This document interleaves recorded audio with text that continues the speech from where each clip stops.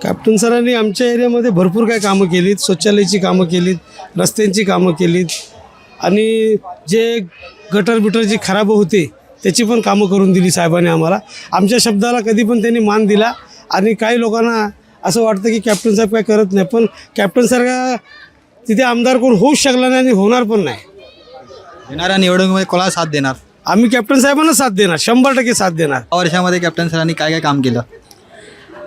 Captain सरांचा आम्हाला खूप काही सपोर्ट आहे आणि सगळ्या भारतीय जनता पार्टीच्या दलातर्फे जे आम्हाला सपोर्ट आमच्या एरियामध्ये बाथरूमचं बांधकाम केलेलं आहे, प्लस आमच्या इथं साफसफाई केलेली आहे, नालेसफाई केलेली आहे आणि प्रत्येक वेळेला दखल केली जाते.